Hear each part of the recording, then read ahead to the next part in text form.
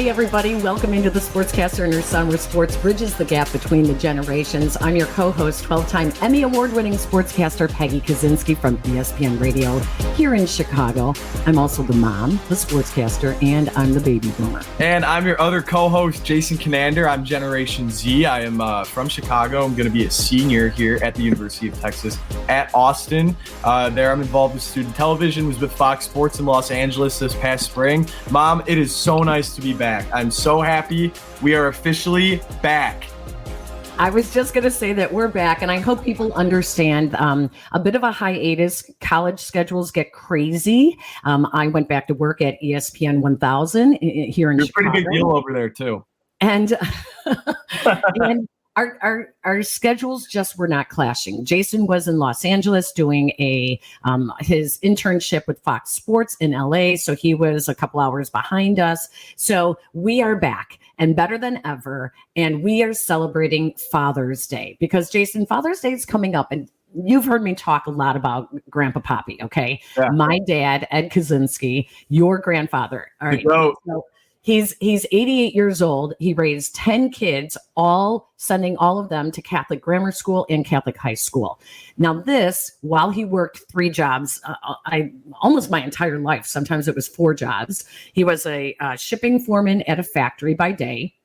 He worked in the school bowling alley. Yes, it is still there. My brother is running it. On the northwest side of Chicago, there is a 4-lane bowling alley in the basement of the school. And my dad ran the bowling alley, super small, but it was for like the men's club, the women's club, the PTA, the athletic department, things like that, right? So he ran that on at night. He was a janitor at Elmwood Park High School on the weekends, and he served in the Air National Guard, I don't know, once a month, twice a month. I forget what it was now. So he worked very, very hard throughout his entire life.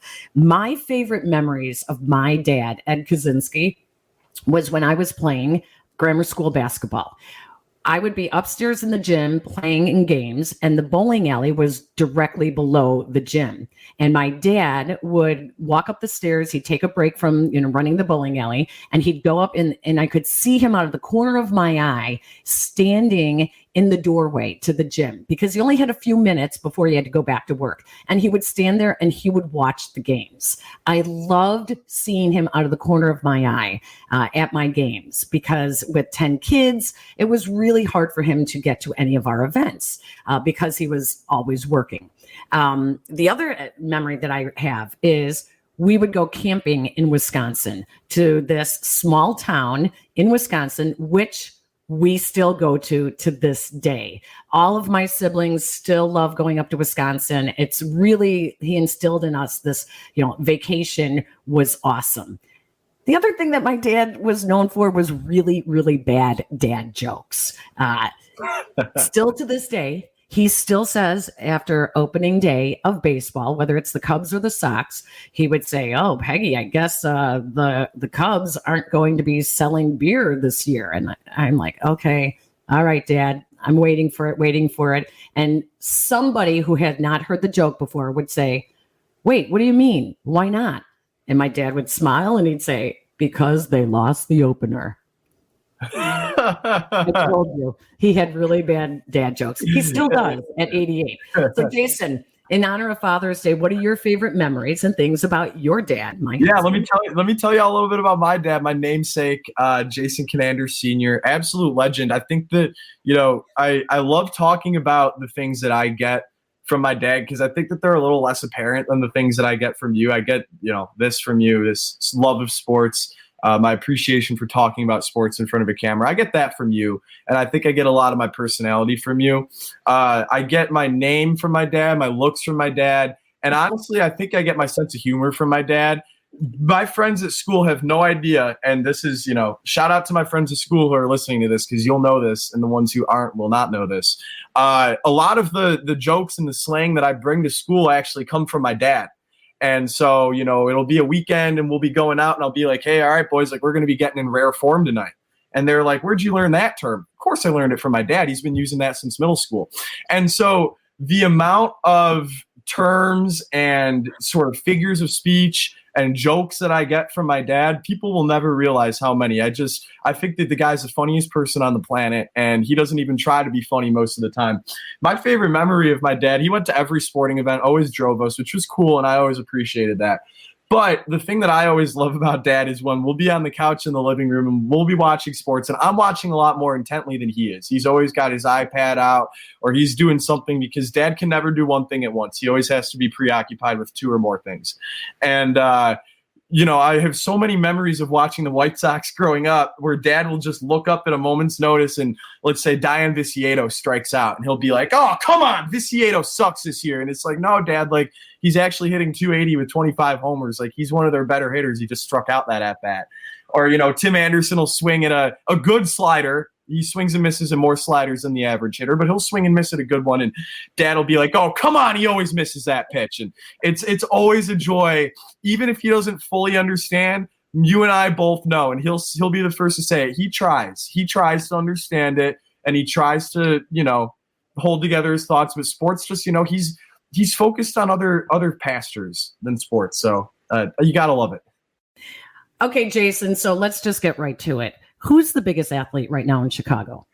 Man, let me think. Justin Fields? Yeah, I think so. So let's celebrate Father's Day this year by talking to the father of QB1.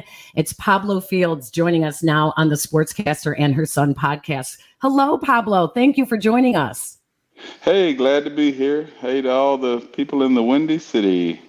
Well, this is exciting for people to get to know the father of QB1. After the last couple of years, I know you like to keep a low profile, but this means a lot to us that you're joining us. We are celebrating Father's Day. So start out by just telling us, what's your relationship like with Justin? You as a father, do you consider yourself a friend as well, or do you really keep it strict, I'm your father?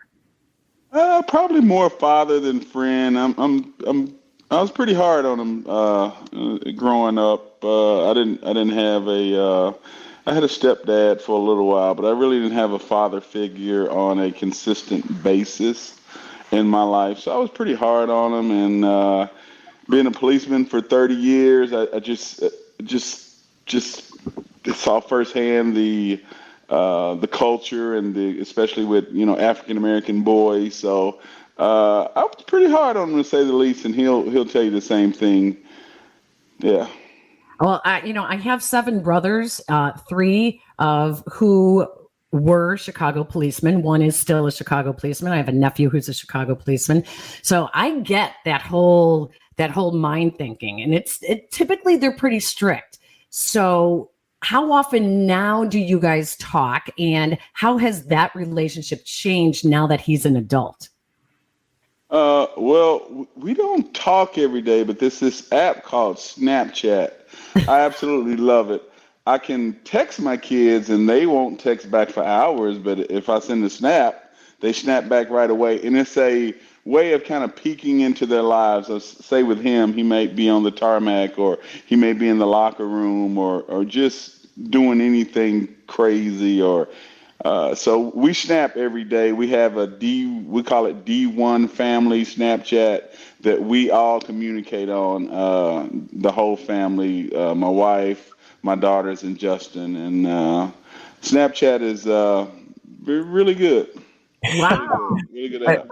As someone from the Snapchat generation, I can definitely agree with that. Pablo, one thing I'm super curious about, better than all of us do, Justin, throughout his entire kind of amateur career, high school career, was super highly ranked, highly regarded. As a father, when do you kind of figure out, like, hey, I think my son's going to be pretty special? Do you figure it out before all the recruiting services, or, do you see all the attention that he's getting and you're like, oh, I think he's going to be pretty good? I definitely didn't figure it out before the recruiting services, because Justin didn't grow. He stayed a little boy when his peers became young men, and they started getting hair under their arms, a little bit on their chin, and Justin was still a little boy, and I would kind of blame it on him, because he was like a freak at a young age. I mean, from say 3 till 11, he was just, the best player on the field, whatever sport it was. And then he didn't grow. He stayed the same size, and he got almost portly. I mean, because he was short, and his sister. I have a picture around that. Yeah, I thought I had it on one of these things where she almost caught him in height, and then between the ninth and 10th grade, he was still a good athlete, but he wasn't coming in first in the sprints anymore. He was like middle of the pack. Of course, when he was playing baseball, he couldn't hit the ball as hard because he hadn't hit puberty per se. But between the ninth and 10th grade, he grew 5 inches. And all that, I call it freakism, that was dormant, it just came roaring back. And then he was Justin of old again. So that's when the recruiting, he got his first offer on May 8th of 2016. I won't forget that date. It was a happy day for me, from North Carolina. Coach named Heckendorf gave him an offer, and that was great. I think that was the spring of his sophomore year, because he had to throw before he had baseball practice, but the coach from North Carolina wanted to see him throw, so he just went out there and threw for him, and kind of started from there. I want to talk a little bit more about the recruiting, because after the sophomore year, Justin became one of the highest recruited players in the country. Originally committed to Georgia, played his freshman year there, and then he transferred to Ohio State. So as a father, when you have all these guys, all these grown men from different schools that are trying to sway your son in one direction, give him this advice, how do, presumably as like the most important grown man figure in his life, how do you make sure that, you're kind of guiding him correctly when there are all these different forces pulling him in different directions? That's what I'm super curious about. Well, once they hit my daughter hit it the other day. It was like June 1st of their going into their junior year, so they can receive calls from coaches. I don't know if you guys probably don't know the date, but that was just 6 days ago, and my daughter could receive calls from coaches. They could call her. We didn't have to call them. So that was, I think she talked to maybe 30 coaches or over 30 coaches, something like that. So with Justin, my daughter doesn't want to let anybody down. So the difference between her and him, if he knew he wasn't going to the school, he wouldn't call the coach back. He wouldn't. He's just a man. I don't have time to talk to a coach. But my girl is a little more courteous than Justin. So she called everybody back and talked to everybody, whether she knows she's going there or not. So if he knew he wasn't going there, he just wouldn't. They would call him and give him an offer, but, they say, hey, can we get on the phone this week? And he just wouldn't call or text back. And they like to, Georgia was so close, so he could drive to Georgia. He was driving, so he could drive down there and spend time. And, that's where he wanted to go. And it's kind of a dream school, a dream here in, like, the school is high school to go to Georgia because it's so hard to get in. So that was kind of like his dream school. But it was cool. It was cool, the whole recruiting process. So, Pablo, we had Justin's mother, Gina, on my radio show, Peggy and Dion, on ESPN 1000, which is where people can also find this show on the ESPN Chicago app. And what we found out from Gina was that Justin got his vocal cords, his singing from her. That she is the singer. She passed that on to him. He grew up wanting to be on American Idol. So, Pablo, what did Justin get from you? The athleticism. I knew that's what it was The going to be. athleticism. That's what he got from me. And he can't sing anymore. He said he had me crying. It was probably about 6 months ago. And I think he tried to sing. And I said, dang, man, you used to be able to sing. You sound terrible now. And he was like, yeah, they want me to use a deep voice when I'm calling out plays, like, blue, 32, blue. And he said I lost it. So it was just funny the way he said it. The reason why he can't sing anymore is because he has to yell from on the football field, yelling out plays or protection. So, he can't sing anymore. He makes a lot of noise around the house, but he can't sing anymore. So he got his athleticism from you. You were a college football player. was it easy for you to let him play football? Was there ever a doubt because he was a baseball player? Did you not want him to play football? And how hands-on really were you with the game of football with him? No, I didn't want him to play. A guy was trying to get. He was. I didn't realize it. He was such a good athlete when he was a little boy. I mean, but I didn't know he used to just get on the top of the stairs and throw a ball up the stairs, and you got a ball bouncing down the stairs, and he would catch it. I'm talking about like one, just throw it up the stairs, and I don't realize that's hand-eye coordination. I don't know. But guy wanted him to play soccer, and I'm like, man, I don't like soccer. I'm not putting I don't even like soccer. So I wouldn't let him play at 4, but I did let him play at 5. And no, I didn't have any. That was really probably a little before doing all the CTE stuff came out. So I wasn't like scared to let him play football. And he played everything: football, baseball, and basketball. I mean, in the fall, he could literally have each game in one weekend. He could have a basketball game, a football game, and fall baseball all in one weekend. And I loved it. It's what got me fat. You know, I used to be a really good athlete and really fit and trim and a gym rat. But once my kids start playing sports, I had to sell my Harley, and I didn't go to the gym anymore. So, I blame it on them is the reason why I'm fat now. So listen, Pablo, I tell my kids I've earned every pound. I've earned every pound of it. So that's okay. I just want to ask you a quick follow-up on that. When I watch my daughter in gymnastics, half the time I'm covering my eyes. That's what I was about to ask. Yeah. Do you ever have to cover your eyes when you watch Justin on the football field, especially when the offensive line is struggling? No, but I actually, nobody would believe this, but I hate the football games. I go to every one, but I'm like nervous. I look at my heart rate on my iPhone and it's through the roof, and I don't sit with any friends or family. He knows the Bears only give him 2 free tickets, and I take those. Those are, I think they're on about the 30-yard line behind the Bears bench.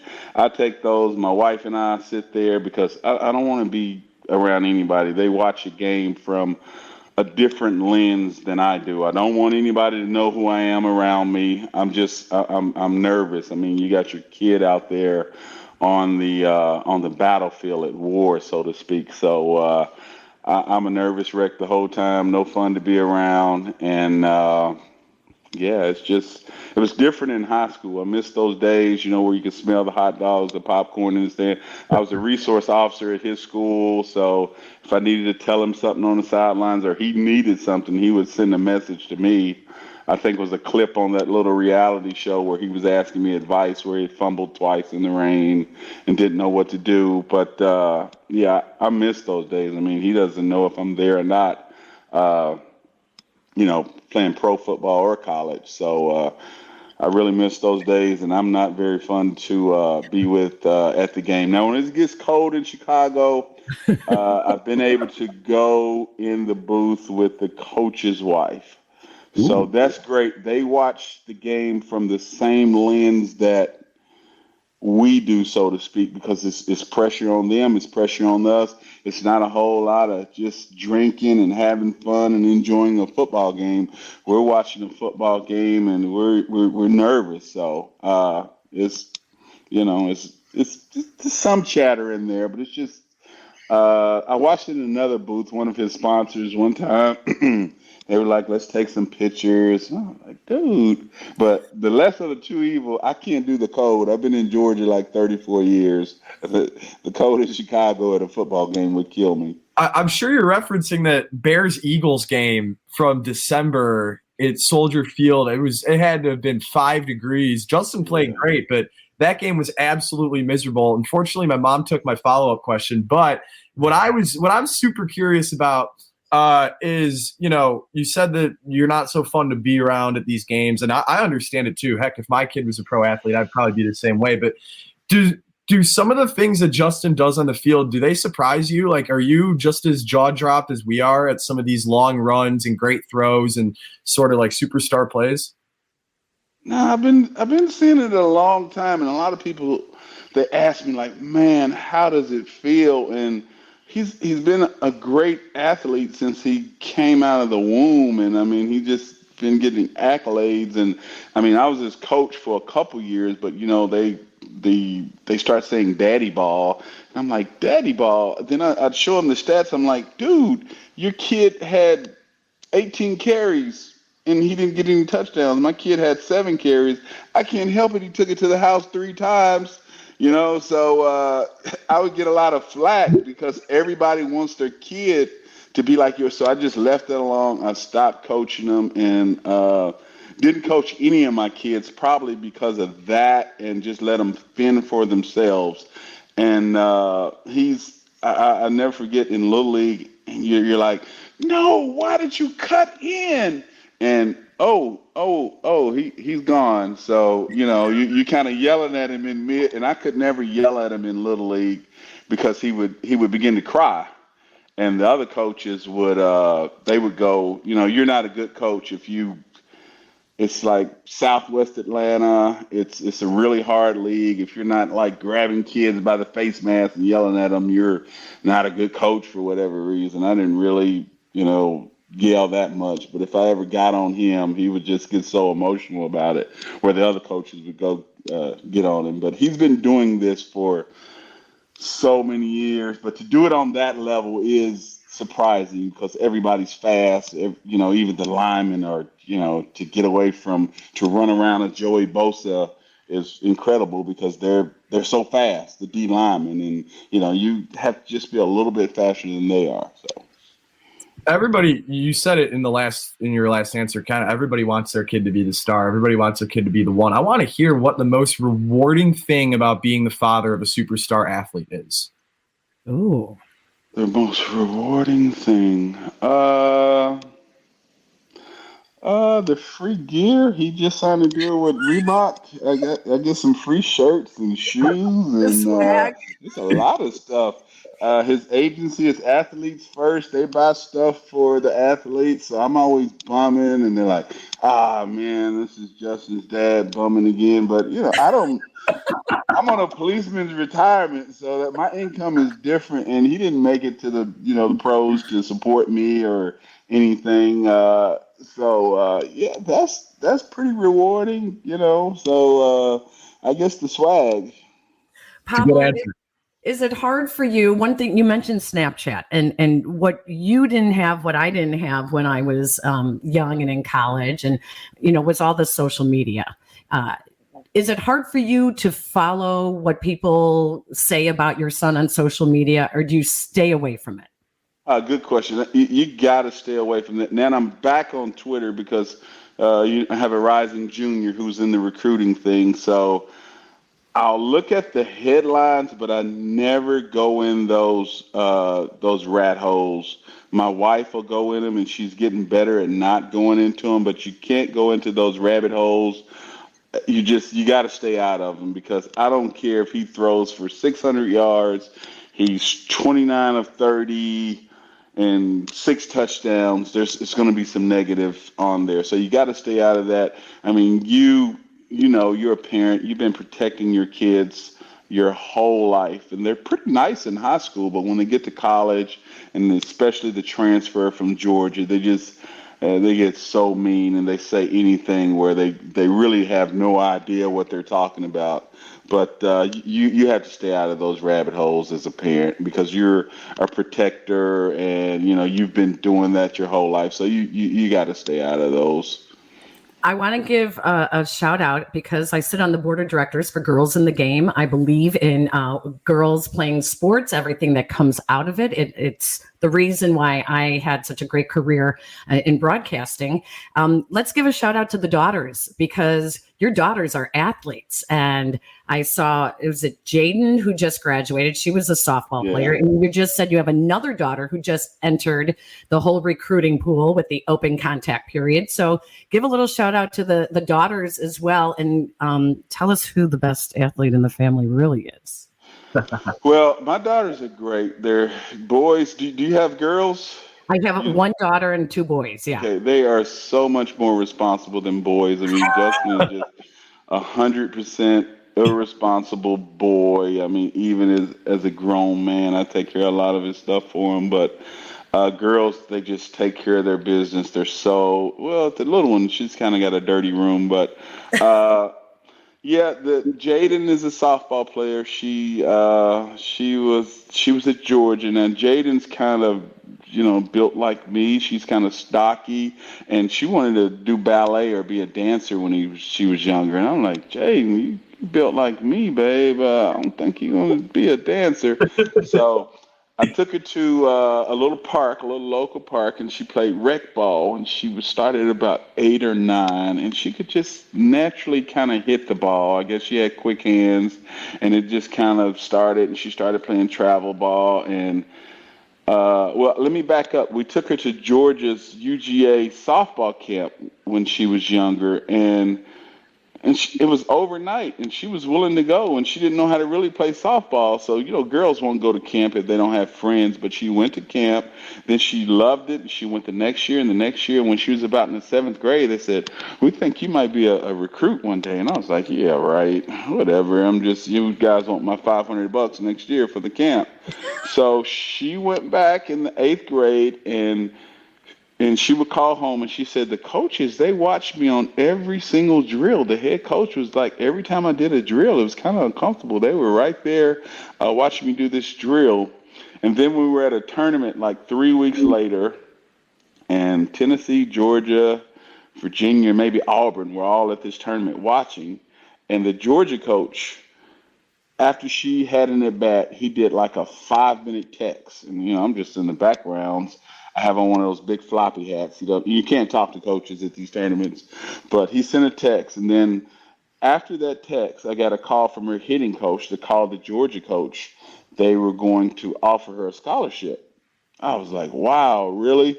So, softball players typically don't get full rides. Mm-hmm. So, I was calling some people. They really didn't know the answer. Like, should I negotiate if they say half the tuition? Should I say, well, no, we want 75% or what? So we get on the phone at 6 o'clock on a Sunday, and she was 8th grade going to the 9th grade that summer. And they offer her a 5-year full ride. And there's like, we know you need to think about this. And I was like, man, I don't need to think about anything. It's a done deal, dude. Yeah. And they stayed with their commitment. She stayed with Georgia and went there and has graduated and is going to play her COVID year. And it's just been great. It really has. And that's Jade. Now I'll start with Jessica. Jessica is the one we didn't think would play sports. I mean, she couldn't run 10 feet without falling. She's like a baby giraffe. And when we were at the ballpark, she would just play in the playground, just as content, would not look at the ball game, wouldn't be concerned with any sports. But, we kind of knew the sports game, so we put her in softball. Man, she couldn't hit the side of the barn with the ball. I mean, she just couldn't hit. I mean, she'd miss the ball by 18 inches every time. So we put her in basketball, and she was still a baby giraffe, would run up the court and just fall down. And then she started getting better and better every year, and now it's just unbelievable. She's going into her junior year. She has over 20 D1 offers. She was like player of the year in her classification last year, shot blocker of the year, and she works harder than anybody I've seen in my life. I mean, she has to work every day, or she she does something. We have a court out in the back, and she goes out there and does drills if she's not going to a trainer 3 or 4 days a week. So I think she may be the best athlete, but I don't know. Justin's pretty freakish though, and the other daughter,